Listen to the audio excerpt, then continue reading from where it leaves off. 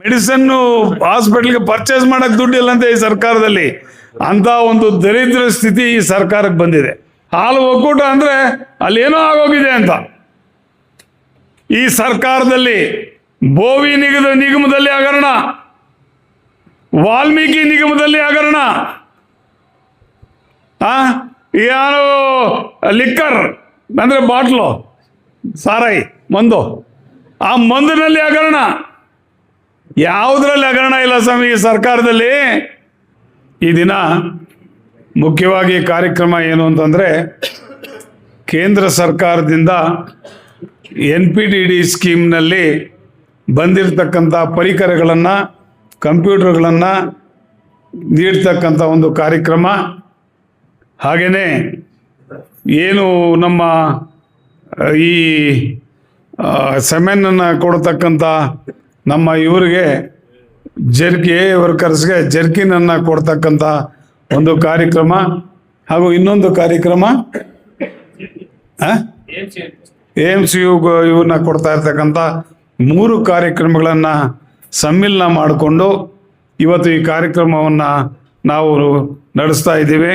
ನೀವೆಲ್ಲರೂ ಆಗಮಿಸಿರುವ ಈ ಒಂದು ವಿಚಾರಕ್ಕೋಸ್ಕರ ನಮ್ಮ ಬಾಬು ಅವರು ಪಾಪ ಹೋಗ್ತಾ ಇದ್ರು, ಇಲ್ಲ ಇರಬೇಕು ಅಂತ ಹೇಳಿದ್ರೆ ನಮ್ಮ ಬಾಬು ಅವರು ಮತ್ತು ಎಲ್ಲ ಒಂದು ಡೆಕ್ಕನ್ ಬಾಬು ಅವರು ಎಲ್ಲ ಸ್ನೇಹಿತರು ಭಾಳ ಜನ ಬಂದಿದ್ದಾರೆ. ಎಲ್ಲ ಅಧ್ಯಕ್ಷರು, ನಮ್ಮ ಒಂದು ಪಕ್ಷದ ಹಿರಿಮೆ ಏನು ಅಂತಂದರೆ ಬಹಳಷ್ಟು ಜನ ಎಲ್ಲ ನಮ್ಮ ಇವರೆಲ್ಲ ಅಧ್ಯಕ್ಷರುಗಳೇ. ಹಾಗಾಗಿ ಹೆಚ್ಚಿನ ಸಂಖ್ಯೆಯಲ್ಲಿ ಭಾಗವಹಿಸ್ತಾರೆ. ಈ ಒಂದು NPTED scheme national project for dairy development ಅಂತ, ಈ ಒಂದು ಸ್ಕೀಮ್ನಲ್ಲಿ ಕೇಂದ್ರ ಸರ್ಕಾರ ತಮ್ಮ ಅನುದಾನವನ್ನು ನೀಡಿ, ಆ ಅನುದಾನಕ್ಕೆ ನಮ್ಮ ಒಕ್ಕೂಟದ ಅನುದಾನವನ್ನು ಸೇರಿಸಿ, ಇದರಲ್ಲಿ ಒಕ್ಕೂಟದ ಅನುದಾನ ಕೂಡ ಸೇರಿದೆ. ಅರ್ಧ ಒಕ್ಕೂಟದ್ದು, ಅರ್ಧ ಇವ್ರದ್ದು ಮತ್ತು ಫಲಾನುಭವಿದು, ಈ 3 ಸಮ್ಮಿಲನದೊಂದಿಗೆ ಒಳ್ಳೆಯ ಪರಿಕರಗಳನ್ನು ನಾವು ಸಂಘಗಳಿಗೆ ಕೊಡ್ತಾ ಇರ್ತಕ್ಕಂಥ ಒಂದು ಕಾರ್ಯಕ್ರಮ. ಬಂಧುಗಳೇ, ಕೋಲಾರ ಮತ್ತು ಚಿಕ್ಕಬಳ್ಳಾಪುರ ಹಾಲು ಒಕ್ಕೂಟ ಒಂದಾಗಿದ್ದಂಥ ಸಂದರ್ಭದಲ್ಲಿ ಸುಮಾರು 12 ಲಕ್ಷ ಲೀಟ್ರನ್ನು ನಾವು ಪ್ರತಿದಿನ ನಾವು ಸರಬರಾಜು ಮಾಡ್ತಾ ಇದ್ದೀವಿ. ಹಾಗೆಯೇ ತದನಂತರ ರೀಸೆಂಟಾಗಿ 1 ವರ್ಷದ ಹಿಂದೆ ಕೋಲಾರ ಒಕ್ಕೂಟ ಬೇರೆ, ಚಿಕ್ಕಬಳ್ಳಾಪುರ ಹಾಲು ಒಕ್ಕೂಟ ಬೇರೆ ಆಗಿದೆ. ಈಚೆಗೆ ಚುನಾವಣೆ ನಡೆದು 2 ಸಂಸ್ಥೆಗಳು ಕೂಡ ಕಾರ್ಯಾರಂಭ ಮಾಡಿರೋದು ನಮಗೆಲ್ಲ ಗೊತ್ತಿರುವಂಥ ವಿಚಾರ. ಒಟ್ಟಾಗಿದ್ದಂಥ ಸಂದರ್ಭದಲ್ಲಿ 12 ಲಕ್ಷ ಲೀಟ್ರನ್ನು ನಾವು ಸರಬರಾಜು ಮಾಡ್ತಾ ಇದ್ದೀವಿ. ಈಗ ಕೋಲಾರ ಹಾಲು ಒಕ್ಕೂಟ ಸುಮಾರು 7 ಲಕ್ಷ ಲೀಟ್ರನ್ನು ನಾವು ಸರಬರಾಜು ಮಾಡ್ತಾ ಇದ್ದೀವಿ. ಬಂಧುಗಳೇ, ಕೋಲಾರ ಹಾಲು ಒಕ್ಕೂಟ 1987ರಲ್ಲಿ ಕೇವಲ 1 ಲಕ್ಷ ಲೀಟ್ರಲ್ಲಿ ಅವಿಭಜಿತ ಕೋಲಾರ ಜಿಲ್ಲೆ, ಚಿಕ್ಕಬಳ್ಳಾಪುರ ಕೂಡ ಸೇರಿತ್ತು ಅವಾಗ. ಆ ಒಂದು ಸಂದರ್ಭದಲ್ಲಿ ಕೇವಲ 1 ಲಕ್ಷ ಲೀಟರ್ ಹಾಲಿನಿಂದ ಪ್ರಾರಂಭವಾದಂಥ ಸಂಸ್ಥೆ ಈ 2 ಸಂಸ್ಥೆಗಳಾಗಿ 12 ಲಕ್ಷ ಲೀಟರ್ಗಿಂತ ಜಾಸ್ತಿ ಹಾಲನ್ನು ನಾವು ಶೇಖರಣೆ ಮಾಡ್ತಾ ಇದ್ವಿ. ನಮ್ಮ ಕೋಲಾರ ಹಾಲು ಒಕ್ಕೂಟ ಕೂಡ ಗುಣಮಟ್ಟದಲ್ಲಿ ಅತ್ಯುನ್ನತ ಸ್ಥಾನವನ್ನು ನಾವು ಪಡಬೇಕು ಅಂತೇಳಿ ನಾವು ಗುಣಮಟ್ಟದ ಕಡೆ ಹೆಚ್ಚಿನ ಒಂದು ಪ್ರಾಮುಖ್ಯತೆಯನ್ನು ಈಗ ಕೊಡ್ತಾ ಇದ್ದೀವಿ. ಹಾಗೆಯೇ ಜೊತೆಗೆ ಗ್ರಾಹಕರಿಗೂ ಕೂಡ, ಯಾರು ನಮ್ಮ ಪದಾರ್ಥಗಳನ್ನು ಕೊಂಡ್ಕೊಳ್ತಾರೋ ಅವ್ರಿಗೂ ಕೂಡ ಅತ್ಯುನ್ನತವಾದಂಥ ಉತ್ಕೃಷ್ಟವಾದಂಥ ಈ ಒಂದು ಹಾಲನ್ನು ನೀಡೋದು, ಜೊತೆಗೆ ಹಾಲಿನ ಪದಾರ್ಥಗಳನ್ನು ನೀಡೋದ್ರ ಬಗ್ಗೆ ಕೂಡ ಬಹಳಷ್ಟು ಗಮನ ಹರಿಸ್ತಾ ಇದ್ದೀವಿ. ಬಂಧುಗಳೇ, ಏನು ಕೋಲಾರ ಹಾಲು ಒಕ್ಕೂಟ ಸುಮಾರು 30-32 ವರ್ಷಗಳಷ್ಟು ಹಳೆಯದಾದ ಒಕ್ಕೂಟ. ಅನೇಕ ಪದಾರ್ಥಗಳೆಲ್ಲ, ಅನೇಕ ಮಿಷನರೀಸ್ ಎಲ್ಲ ತುಕ್ಕಿಡಿದು ಹೋಗುವಂಥ ಒಂದು ಪರಿಸ್ಥಿತಿ ಇತ್ತು. ಅದರಲ್ಲೇ ಪ್ರಯತ್ನ ಮಾಡ್ತಾ ಇದ್ದೀವಿ. ಆದರೆ ನಮ್ಮ ಹೋದ ಆಡಳಿತ ಮಂಡಳಿನಲ್ಲಿ ನಿರ್ಧಾರ ತಗೊಂಡು ನಮ್ಮ ಅಧ್ಯಕ್ಷರಾದಂಥ ನಂಜೇಗೌಡರ ಒಂದು ನೇತೃತ್ವದಲ್ಲಿ ನಮ್ಮ ಎಲ್ಲ ಆಡಳಿತ ಮಂಡಳಿ ಕೂಡ ಸುಮಾರು 250-300 ಕೋಟಿ ರೂಪಾಯಿ ವೆಚ್ಚದಲ್ಲಿ ಹೊಸ ಮಿಷನರೀಸನ್ನು ತರುವಂಥ ಒಂದು ಕಾರ್ಯಕ್ರಮನ ಮಾಡಿದ್ವಿ. ಜೊತೆಗೆ ಸುಸಜ್ಜಿತವಾದಂಥ ಒಂದು ಆಟೋಮೇಷನ್ ಅಂದರೆ ಆಟೋಮೆಟಿಕ್ ಆಗಿ ಹಾಲನ್ನ ಬರ್ತಕ್ಕಂಥದ್ದು, ಆಟೋಮೆಟಿಕ್ ಆಗಿ ಎಲ್ಲ ತಯಾರು ಮಾಡ್ತಾ ಇರ್ತಕ್ಕಂಥದ್ದನ್ನು ಹೊಸ ಡೈರಿಯನ್ನು ಇನ್ನೇನು 2-3 ತಿಂಗಳಲ್ಲಿ ಪ್ರಾರಂಭ ಮಾಡತಕ್ಕಂಥ ಒಂದು ಇದನ್ನು ನೀವೆಲ್ಲರೂ ಕೂಡ ಗಮನಿಸ್ತೀರಿ.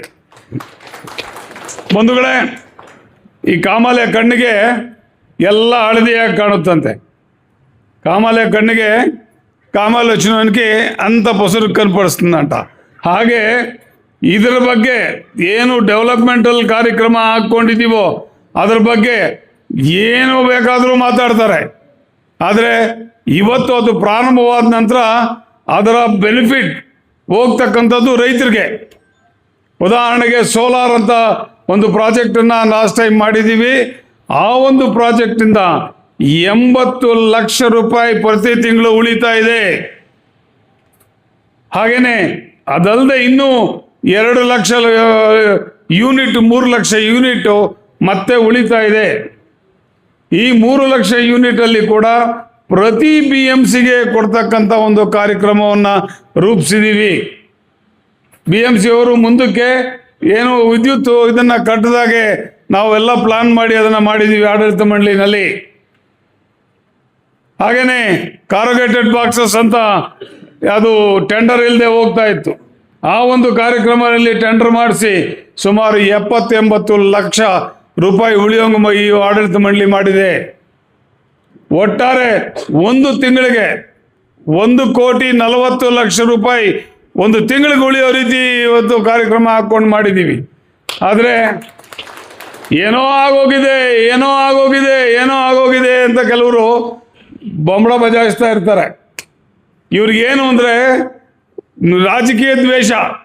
ಇವರಲ್ಲಿ ಕೆಲವರಲ್ಲಿ ರಾಜಕೀಯ ದ್ವೇಷ ಇಟ್ಕೊಂಡು ಅದನ್ನು ಸಂಸ್ಥೆ ಮೇಲೆ ತೋರಿಸಿದ್ರೆ ಸಂಸ್ಥೆಗೆ ಧಕ್ಕೆ ಆಗುವಂಥ ಪ್ರಚಾರ ಮಾಡ್ತಾ ಇದ್ದಾರೆ. ಇವತ್ತು ಇವರು ಮಾಡ್ತಾ ಇರ್ತಕ್ಕಂಥ ಒಂದು ಪ್ರಚಾರ ಸಂಸ್ಥೆಗೆ ಧಕ್ಕೆ ಬರುವಂಥದ್ದು. ನಾಳೆ ದಿವಸ ಈ ಸಂಸ್ಥೆ ಇದ್ರೆ ಲಕ್ಷಾಂತರ ಜನರು ರೈತರು ಉಳಿತಾರೆ. ಈ ಸಂಸ್ಥೆ ಏನಾದರೂ ಹಾಳಾದ್ರೆ ಲಕ್ಷಾಂತರ ರೈತರು ಹಾಳಾಗ್ತಾರೆ. ಯೋಚನೆ ಮಾಡ್ಕೊಳ್ಳಿ. ಆದರೆ ಸುಮ್ಮನೆ ಪ್ರಚಾರ ಗಿಟ್ಟಿಸ್ಕೊಳ್ಳೋದಕ್ಕೆ ಅಲ್ಲಿ ಇಲಿ ಹೋಯ್ತು ಅಂದರೆ ಹುಲಿ ಹೋಯ್ತು ಅನ್ನೋದು. ಮೊನ್ನೆ ಒಂದು ಘಟನೆ ನಡೆದಿದೆ. ಏನು ಅಂದರೆ ನಿಮ್ಗೆ ನಮ್ಮ ಹೆಂಗಸರಿಗೆಲ್ಲ ಗೊತ್ತು, ತುಪ್ಪ ಮಾಡಬೇಕಾದ್ರೆ ತುಪ್ಪ ಮಾಡಿ ಸೋದಿಸುವಾಗ ಗಸಿ ಬರುತ್ತೆ. ಆ ಗಸಿನೆಲ್ಲ ಎತ್ತಿ ಪಕ್ಕಕ್ಕೆ ಹಾಕಿ ಅದನ್ನು ಡಿಸ್ಪೋಸ್ ಮಾಡ್ತಾರೆ. ಅದಕ್ಕೆ ಯಾವನೋ ಒಬ್ಬನ ತರಲೆ ಆ ಫೋಟೋ ಹಿಡಿದ್ಬಿಟ್ಟು ತುಪ್ಪನೆಲ್ಲ ಚೆಲ್ಲಿಬಿಟ್ಟಿದ್ದಾರೆ. ಇದು ಉತ್ಪ್ರೇಕ್ಷೆ. ತುಪ್ಪನ ಯಾರಾದರೂ ಅಲ್ಲಿ ಚೆಲ್ಲಕ್ಕಾಗುತ್ತಾ? ಆ ಒಂದು ಘಟನೆನ ದೊಡ್ಡದಾಗಿ ಪ್ರತಿಬಿಂಬಿಸಿ ಪತ್ರಿಕೆಗಳಲ್ಲಿ ಬರೋ ರೀತಿ ಮಾಡ್ತಾರೆ. ಇವರೆಲ್ಲನೂ ಒಕ್ಕೂಟದ ವಿರೋಧಿಗಳು. ಒಕ್ಕೂಟದಲ್ಲಿ ಈಗ ನಡೀತಾ ಇರ್ತಕ್ಕಂಥದ್ದು ತಮಗೆಲ್ಲ ಗೊತ್ತಿರ್ತಕ್ಕಂಥ ಒಂದು ವಿಚಾರ ಏನು ಅಂತಂದರೆ, ಪ್ರತಿ ವರ್ಷ ಕೂಡ ಹಾಲು ರೇಟನ್ನು ಕಡಿಮೆ ಮಾಡ್ತಾ ಇದ್ವಿ. ಆದರೆ ಈ ವರ್ಷ ಹೋದ ವರ್ಷದಿಂದ ನಾವು ಆಡಳಿತ ಮಂಡಳಿ ಲಾಸ್ಟ್ ಟೈಮ್ ಇದ್ದಿದ್ದರಿಂದ ಈಗ ಆಡಳಿತ ಮಂಡಳಿ ಇರೋವರೆಗೂ ಒಂದೇ ಒಂದು ಪೈಸಾ ಕೂಡ ರೈತರ ಹಾಲಿನ ದರನ ಕಡಿಮೆ ಮಾಡಲಿಲ್ಲ. 14 ಕೋಟಿ ನಷ್ಟ ಆಯಿತು. ಸುಮಾರು 18 ಕೋಟಿ ನಷ್ಟ ಆಯಿತು. 14-18 ಕೋಟಿ ನಷ್ಟ ಇದ್ರೂ ಕೂಡ ಯಾವತ್ತೂ ಕೂಡ ರೈತರ ದರವನ್ನು ನಾವು ತೆಗ್ಸಕ್ಕೆ ಹೋಗಲಿಲ್ಲ. ಎಲ್ಲಾನು ಬಿಗಿ ಮಾಡಿದ್ವಿ. ಹೊಸ ಆಡಳಿತ ಮಂಡಳಿ ಹೋದ ಮೇಲೆ ಎಲ್ಲ ಕಡೆ ಬಿಗಿ ಮಾಡಿದ್ವಿ. ಅಧ್ಯಕ್ಷರು ಕೂಡ ನಮಗೆ ಸ್ಪಂದಿಸಿ ಏನು 14 ಕೋಟಿ ನಷ್ಟ ಆಯಿತೋ 18 ಆಮೇಲೆ 18 ಆಯಿತು, 14 ಆಯಿತು, 14 ಕೋಟಿ 18 ಕೋಟಿ ನಷ್ಟ ಆಯಿತೋ ಈಗ ಲಾಭಕ್ಕೆ ಬಂದಿದ್ದೀವಿ. ಇನ್ನು 2 ತಿಂಗಳಲ್ಲಿ 9 ಕೋಟಿ ಲಾಭ ಮಾಡ್ತೀವಿ. ಬಹುಶಃ ನಿಮ್ಗೆ ಗೊತ್ತಿದೆಯೋ ಇಲ್ವೋ, 2-3 ವರ್ಷದಿಂದ ನಾವು ಹಾಲು ಕರಿಯೋ ಮಿಷಿನು, ಚಾಪ್ ಕಟ್ರಸು ಮತ್ತು ಮ್ಯಾಟ್ಗಳು ಯಾವುದು ಕೊಡೋಕ್ಕಾಗಲಿಲ್ಲ ಈ ಲಾಸಲ್ಲಿ ಇದ್ದಿದ್ದರಿಂದ. ಈಗ ನಾವು ಮತ್ತೆ ಟೆಂಡರ್ ಮಾಡ್ತಾ ಇದ್ದೀವಿ. ಟೆಂಡರ್ ಪ್ರಾರಂಭ ಆಗಿದೆ. ಹತ್ತಿರದಲ್ಲೇ ಮ್ಯಾಟ್ಗಳನ್ನು ಕೊಡ್ತೀವಿ, ಮತ್ತು ಹಾಲು ಕರಿಯೋ ಮಿಷನ್ನ ಕೊಡ್ತೀವಿ, ಚಾಪ್ ಕಟ್ರಸನ್ನು ಕೂಡ ಹತ್ತಿರದಲ್ಲೇ ಕೊಡೋದು ಅಂತ ಕಾರ್ಯಕ್ರಮ ಇದೆ. ಈ ಕಾರ್ಯಕ್ರಮಕ್ಕೆ ಸುಮಾರು 7-8 ಕೋಟಿ ರೂಪಾಯಿ ಮೇಲೆ ಖರ್ಚಾಗ್ತದೆ. ಆದರೆ ಅದೆಲ್ಲ ಕೂಡ ರೈತರ ಒಂದು ಹಾಲನ್ನು ಸಂಸ್ಕರಿಸಿ ನಾವು ಮಾರಾಟ ಮಾಡಿರ್ತಕ್ಕಂಥ ಒಂದು ಹಣದಿಂದ ನಾವು ನಿಮಗೇನೆ ಆ ಹಣನ ನಿಮಗೆ ಮತ್ತೆ ವಾಪಸ್ಸು 50% ಸಬ್ಸಿಡಿನಲ್ಲಿ ನಿಮಗೆ ಕೊಡ್ತಾ ಇದ್ವಿ. ಇದನ್ನೆಲ್ಲ ಗಮನಿಸ್ಬೇಕು ತಾವು. ಯಾಕೆಂತಂದರೆ ಕೆಲವ್ರಿಗೆ ಬೇರೆ ಏನೂ ಕೆಲಸ ಇಲ್ಲ, ಹಾಲು ಒಕ್ಕೂಟ ಅಂದರೆ ಅಲ್ಲೇನೋ ಆಗೋಗಿದೆ ಅಂತ. ಈ ಸರ್ಕಾರದಲ್ಲಿ ಬೋವಿ ನಿಗಮದಲ್ಲಿ ಹಗರಣ, ವಾಲ್ಮೀಕಿ ನಿಗಮದಲ್ಲಿ ಹಗರಣ, ಯಾರು ಲಿಕ್ಕರ್ ಅಂದರೆ ಬಾಟ್ಲು ಸಾರಾಯಿ ಮಂದು, ಆ ಮಂದಿನಲ್ಲಿ ಹಗರಣ. ಯಾವುದರಲ್ಲಿ ಹಗರಣ ಇಲ್ಲ ಸ್ವಾಮಿ ಈ ಸರ್ಕಾರದಲ್ಲಿ. ಅಂಥದ್ದು ನಾವು ಕರೆಕ್ಟಾಗಿ ಎಲ್ಲ ಮಾಡಿ ಎಲ್ಲ ಕಾರ್ಯಕ್ರಮಗಳು ಮಾಡಿದರೂ ಕೂಡ ಸುಮ್ಮನೆ ಬೆಟ್ಟು ತೋರಿಸ್ತಾರೆ. ನೋಡಿ ಡೈರಿನಲ್ಲಿ ಏನೋ ಆಗೋಗಿದೆ. ತಾವೆಲ್ಲ ಕೋಲಾರಕ್ಕೆ ಹೋದರೆ ನೋಡ್ಬೋದು, ಎಡಗಡೆನೆ ಒಳ್ಳೆ ಸುಸಜ್ಜಿತವಾದಂಥ ಡೈರಿ, ಪೂರ್ತಿ ಆಟೋಮೇಷನ್. ಅಲ್ಲಿ ಕೆಲಸಗಾರರೇ ಇರೋದಿಲ್ಲ, ಕಂಪ್ಯೂಟರ್ ಹತ್ರ ಕೂತ್ಕೊಂಡಿರ್ತಾರೆ. ಅವರು ಕೂತ್ಕೊಂಡು ಪ್ರೆಸ್ ಮಾಡಿದ್ರೆ ಆಟೋಮೆಟಿಕ್ ಆಗಿ ಹಾಲು ಬಂದು ಪ್ಯಾಕ್ ಆಗಿ ಹೋಗ್ತಾ ಇರ್ತದೆ. ಏನೂ ಕಂಟಾಮಿನೇಷನ್ ಆಗಲ್ಲ, ಏನೂ ಕೆಡಲ್ಲ. ಇಂಥ ಒಂದು ಹಾಲನ್ನು ಸುಸಜ್ಜಿತವಾಗಿ ಮಾಡುವಂಥ ಒಂದು ಕಾರ್ಯಕ್ರಮ ಇವತ್ತು ನಮ್ಮ ಕೋಲಾರ ಹಾಲು ಒಕ್ಕೂಟದಲ್ಲಿ ನಡೀತಾ ಇದೆ. ಇವತ್ತು ಕೋಲಾರ ಹಾಲು ಒಕ್ಕೂಟದಲ್ಲಿ ಅದೇ ಅಲ್ಲ, ಮುಂದಿನ ದಿನಗಳಲ್ಲಿ ಐಸ್ ಕ್ರೀಮ್ ಮಾಡಬೇಕು ಅಂತಿದ್ದೀವಿ, ಪನ್ನೀರ್ ಮಾಡಬೇಕು ಅಂತಿದ್ದೀವಿ, ಚೀಸ್ ಮಾಡಬೇಕು ಅಂತಿದ್ದೀವಿ. ಜೊತೆಗೆ ಪಶು ಆಹಾರನ ಕೂಡ ನಾವೇ ತಯಾರಿಸಬೇಕು ಅನ್ನೋ ಒಂದು DPR ಕೂಡ ಎಲ್ಲ ತಯಾರಾಗ್ತಾ ಇದೆ. ಇದಕ್ಕೆಲ್ಲಕ್ಕೂ ಕೂಡ ನಮ್ಮ ಆಡಳಿತ ಮಂಡಳಿ ಸಹಕಾರ ಭಾಳ ಇದೆ. ಜೊತೆಗೆ ನಮ್ಮ ರೈತರ ಸಹಕಾರನೂ ಭಾಳ ಇದೆ. ರೈತರ ಸಹಕಾರ ನಿಮ್ಮ ಮನಸ್ಸಿಂದ ಒಂದು ತೆಗೆದಾಕಬೇಕು. ಇವರು ಡೈರೆಕ್ಟರ್ಗಳಲ್ಲಿ ಹೋಗ್ತಾರೆ, ಮಜಾ ಮಾಡ್ತಾರೆ ಎಲ್ಲ ಅಂತೇಳಿ. ನಾವು ಅಲ್ಲಿ ಹೋದರೂ ಕೂಡ ಅಲ್ಲಿ ಪ್ರತಿ ಬಾರಿನೂ ನೀವು ಬೇಕಾದರೆ ತಿಳ್ಕೊಬೋದು, ಮುಳಬಾಗಿಲು ತಾಲೂಕಿನ ಡೈರೆಕ್ಟರ್ಸ್ ಏನು ಇಬ್ಬರು ಇದ್ದೀವೋ, ಯಾವುದು ಸರಿಯಾಗಿದೆಯೋ ಅದರ ಪರವಾಗಿರ್ತೀವಿ, ಯಾವುದು ಸರಿ ಇಲ್ವೋ ಅದನ್ನ ಅಲ್ಲೇ ಬರೆಸಿ ಬರ್ತೀವಿ. ಬೇಕಾದರೆ ಬುಕ್ಗಳಿದೆ, ಪುಸ್ತಕಗಳು ಇದೆ, ಆ ಪುಸ್ತಕಗಳಲ್ಲಿ ನೀವು ನೋಡ್ಬೋದು ನಾವೇನು ಕಾರ್ಯ ಮಾಡಿದ್ದೀವಿ, ಏನು ಕಾರ್ಯಕ್ರಮ ಮಾಡಿದ್ದೀವಿ ಅನ್ನೋದನ್ನು ನೀವೆಲ್ಲ ಕೂಡ ಅಲ್ಲಿ ಗಮನಿಸ್ಬೋದು. ಒಂದನ್ನು ನಾನು ಹೇಳೋದಕ್ಕೆ ಬಯಸ್ತಾ ಇದ್ದೀನಿ, ರೈತರ ಹಿತ ನಮ್ಗೆ ಭಾಳ ಮುಖ್ಯ. ನಾವು ಇವತ್ತಿರ್ಬೋದು, ನಾಳೆ ಡೈರೆಕ್ಟರ್ ಆಗಿ ಇಲ್ಲೇ ಹೋಗ್ಬೋದು. ಎಲ್ಲ ನಿಮ್ಮೆಲ್ಲರ ಒಂದು ಆಶೀರ್ವಾದದಿಂದ 4ನೇ ಸಾರಿ ಗೆಲ್ಲಿಸಿದ್ದೀರಿ, ನನಗೂ ಸಂತೋಷ ಆಗಿದೆ. ಆದರೆ ಮುಂದಿನ ದಿನಗಳಲ್ಲಿ ಈ ಒಂದು ವಿಚಾರವನ್ನು ತಿಳ್ಕೋಬೇಕು. ಒಕ್ಕೂಟ ನಡೀತಾ ಇದೆ, ಅಲ್ಲಿ ಏನೂ ಮಾಡೋಕ್ಕಾಗಲ್ಲ. ಯಾಕೆಂದರೆ 20 ಜನ ಡೈರೆಕ್ಟರ್ಸ್ ಇರ್ತೀವಿ, ಒಬ್ಬರು ಇಬ್ಬರು ಅಲ್ಲ. ಕಾಡೇನಹಳ್ಳಿ ನಾಗರಾಜ್ ಒಬ್ಬರೇ ಡೈರೆಕ್ಟರ್ ಅಲ್ಲ, ಕಾಡೇನಹಳ್ಳಿ ನಾಗರಾಜ್ ಒಬ್ಬರೇ ಅಲ್ಲ, 20 ಜನ ಡೈರೆಕ್ಟರ್ಸ್ ಇರ್ತೀವಲ್ಲಿ. ಏನೇ ಒಂದು ತಪ್ಪು ಮಾಡಿದ್ರು ಕೂಡ ಇನ್ನೊಬ್ಬನು ತಕ್ಷಣ ಆಚೆಗೆ ಬಿಡ್ತಾನೆ. 20 ಜನ ಡೈರೆಕ್ಟರ್ ಮಧ್ಯೆ ನಾವು ಕೆಲಸ ಮಾಡಬೇಕಾಗ್ತದೆ. ಹಾಗಾಗಿ ಈ ಒಂದು ಏನೋ ಇದ್ರೆ ಹೇಳು ಅಂತೀರಿ, ಒಂದು ನಿಮಿಷ ಆಮೇಲೆ 15 ಕೇಳಿ. ಈಗ ಈ ಒಂದು ನಿಟ್ಟಿನಲ್ಲಿ ನಮ್ಮ ಒಕ್ಕೂಟ ಏನಿದೆ ಅದು ಸುಸಜ್ಜಿತವಾಗಿದೆ, ಭಾಳ ಚೆನ್ನಾಗಿ ನಡೀತಾ ಇದೆ. ಇಂಥ ಒಂದು ಸಂದರ್ಭದಲ್ಲಿ ಈ NPTD ಸ್ಕೀಮಿಂದ ಆಮೇಲೆ ಮತ್ತೆ ಏನು ನಮ್ಮ ಸೆಮೆನ್ ಹಾಕೋರು ವರ್ಕರ್ಸು ಬೆಳಗ್ಗೆ ಎದ್ದು ಹೋಗ್ಬೇಕು, ರಾತ್ರಿ ಹೋಗಬೇಕು. ಆ ಒಂದು ದೃಷ್ಟಿನಲ್ಲಿ ಅವರಿಗೆ ಒಂದು ಜರ್ಕಿನ್ ಕೊಡುವಂಥ ಒಂದು ಕಾರ್ಯಕ್ರಮ ಕೂಡ ಇದಾಗಿದೆ. ಇದೇ ಅಲ್ಲ, ಅನೇಕ ಕಾರ್ಯಕ್ರಮಗಳಿದೆ. ಬೆಂಗಳೂರಿನಲ್ಲಿ ನಮ್ಮ ಹೆಣ್ಮಕ್ಳಿಗೋಸ್ಕರ 250 ಜನ ಇದ್ದಾರೆ ಇವತ್ತು ಹೆಣ್ಮಕ್ಳಲ್ಲಿ ಓದ್ತಾ ಇರೋರು. ಅವರಿಗೆ ಉಚಿತವಾಗಿ ಹಾಸ್ಟೆಲನ್ನು ಕಲ್ಪಿಸ್ಕೊಟ್ಟಿದ್ದೀವಿ. ಉಚಿತವಾಗಿ ನಮ್ಮ ಹೆಣ್ಮಕ್ಳು ಯಾರು ಹಾಲು ಸರಬರಾಜು ಮಾಡ್ತಾರೋ ಅವ್ರಿಗೆ ಉಚಿತವಾಗಿ ಅಲ್ಲಿ ಹಾಸ್ಟೆಲ್ ಇದೆ. 250 ಜನ ಹೆಣ್ಮಕ್ಳು ಇವತ್ತು ಅಲ್ಲಿ ಓದ್ತಾ ಇದ್ದಾರೆ, ರೈತರ ಮಕ್ಕಳು. ಇದೆಲ್ಲ ಕೂಡ ಇದಲ್ಲದೆ ಅನೇಕ ಸ್ಕಾಲರ್ಶಿಪ್ಗಳನ್ನು ಕೊಟ್ಟಿರ್ತಕ್ಕಂಥದ್ದನ್ನು ನೀವೇ ಎಲ್ಲ ಗಮನಿಸಿದ್ದೀರಿ. ಒಟ್ಟಾರೆ ಹೇಳಬೇಕು ಅಂತಂದರೆ ಹಾಲು ಒಕ್ಕೂಟ ಭಾಳ ಸುಭದ್ರವಾಗಿ ಭಾಳ ಚೆನ್ನಾಗಿ ಕೆಲಸ ಮಾಡ್ತಾ ಇದೆ. ಇದಕ್ಕೆಲ್ಲಕ್ಕೂ ಕೂಡ ನಿಮ್ಮಿಂದ ಸಹಕಾರ ಏನು ಅಂದರೆ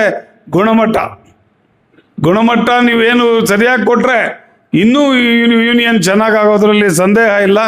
ಅದರಿಂದ ತಾವೆಲ್ಲ ಇವತ್ತು ಆಗಮಿಸಿದ್ದೀರಿ. ಈ ಗುಣಮಟ್ಟವನ್ನು ಉತ್ತಮ ಇದಕ್ಕೆ ತಗೊಂಡೋಗಿ ಅಂತ ಹೇಳ್ತಾ ಈ ಒಂದು 2 ಮಾತಾಡಲಿಕ್ಕೆ ಅವಕಾಶ. ನಮ್ಮ ಸರ್ಕಾರಗಳಿದ್ದಂಥ ಸಂದರ್ಭದಲ್ಲಿ ಸಮಯಕ್ಕೆ ಸರಿಯಾಗಿ ಆಗ್ತಾ ಇದ್ವಿ. ಈಗ ರಾಜ್ಯ ಸರ್ಕಾರ ದಿವಾಳಿ ಆಗೋಗಿದೆ. ಇವತ್ತು ಪೇಪರಲ್ಲಿ ಬಂದಿದೆ ನೋಡಿ, ಅದ್ಯಾವುದೋ ಇದಕ್ಕೆ ಔಷಧ ಕೊಡೋಕ್ಕೆ ದುಡ್ಡುಗಳಿಲ್ಲಂತೆ,